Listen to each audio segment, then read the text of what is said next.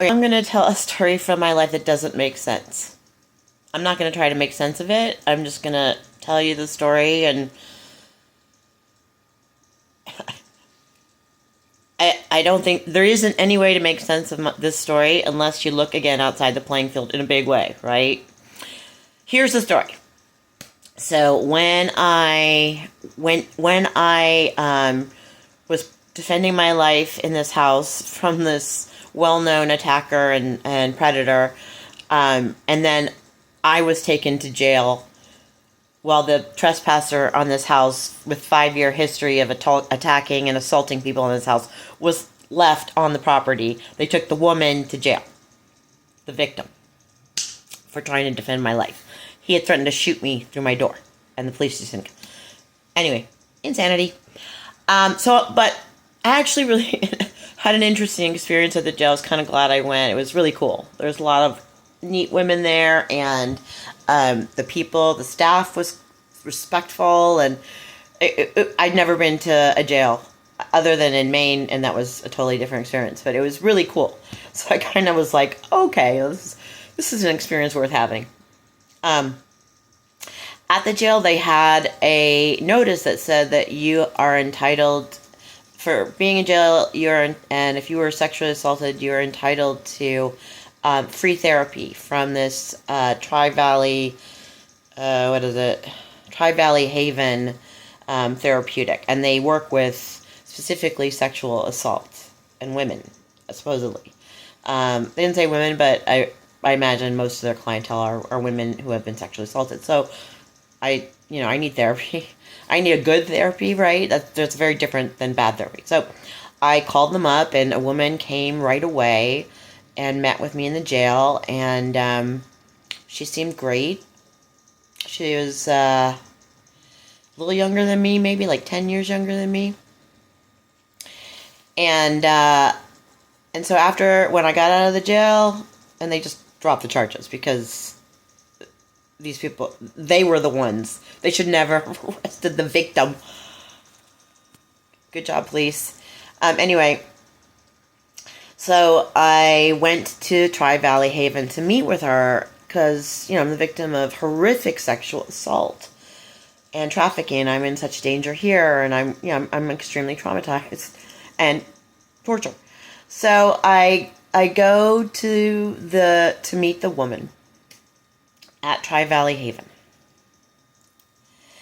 And I'm just, like, in retrospect, after the very strange experience there, I look at all these weird details, and so I'm going to just I think I'm going to tell you in a linear form, even though this is the detail in retrospect, I looked at and, like, that was weird too. So it was a fairly warm day, like over 70, not hot, just, I'm kind of perfect, but just a little over 70. And I meet her, and she's like, 41, 42. And she's wearing a really cute, fuzzy, long-sleeved, bright blue sweater. And you're like, okay, so, and I even said to her, I said, I never can wear sweaters like that because my temperature fluctuates so wildly as an older woman. But it's cute, But no woman 40 and above, even in really cold weather, is going to wear a warm, fluffy sweater and that's it. Because our temperature fluctuates. That's physically what happens to older women. And I'm past menopause, and it still happens to me. And it was strange. It was strange. We wear layers. We wear, like, one layer and then a cardigan and maybe a jacket, because throughout the day our temperature is fluctuating. You'd be sweating and miserable if you wore a sweater like that all day.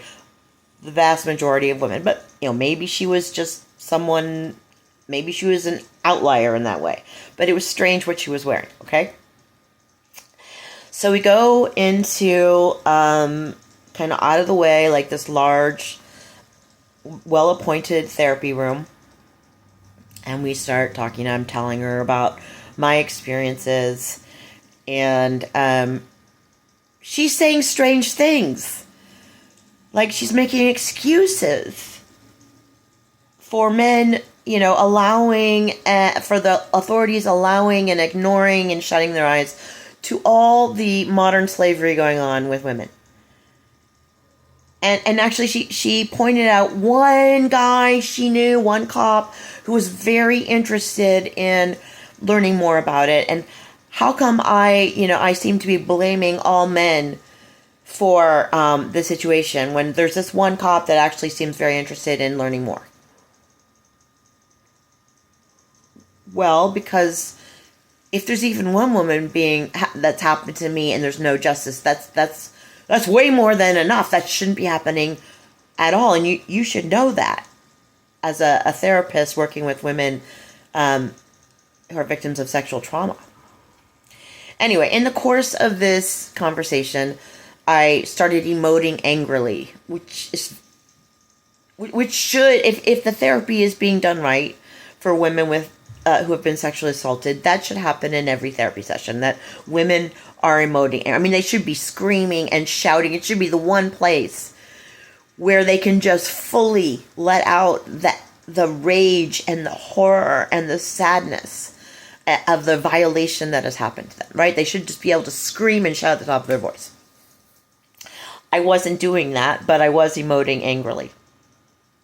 I was.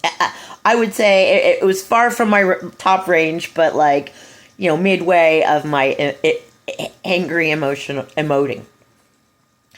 Then there was a knock on the door in the middle of our therapy session. And she went over to open it. There's two women kind of peering in. She went out, she talked to them, she came back. And then she said to me, they were just worried about me. They wanted to check and make sure I was okay. Huh? I mean, in no world does this make sense.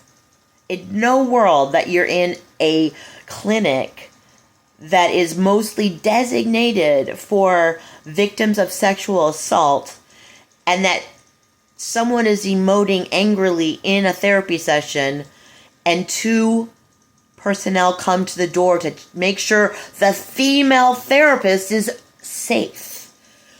I mean, just in no world would that sanely happen. It's impossible. What the fuck was going on? And then she continued to make excuses, and I left the session. I talked about the fact that I think that, I'm convinced that at least one other therapist that I was trying to see for help also was saying such crazy shit through the whole thing that I wondered if she was being paid, or what was happening. She was clearly not, she's an intelligent therapist, but she was clearly speaking some crazy shit that just doesn't make sense from a therapeutic perspective. That's it. And then I left. Oh, and after that, I sent her a few emails. I can't remember what. Just kind of saying, I think I was reflecting on what had happened and how insane it was that she was protecting these men who are violating women and shutting their eyes to what's really happening to us. And she said something like, look, I'm not your friend here, right? I'm your therapist. And I'm like, huh? Am I treating you? No, I'm not treating you like you're my friend. It was so insane, the whole thing. And of course, I didn't go back. But that would just never happen in a clinic that was focusing on sexual assault and with having female sexual assault victims come in, because they have, of course, they're enraged, and probably nowhere else are they allowed to express their full feelings, and that they would be concerned about the female therapists, that two of them would, in the middle of the session, come to the door, knock on, and I wasn't screaming and yelling, and I certainly wasn't I was angry. That's it. I was angry. Right? Now, who gets really upset and scared by angry women? Who gets upset and scared by angry women? Anyway, that's my weird story.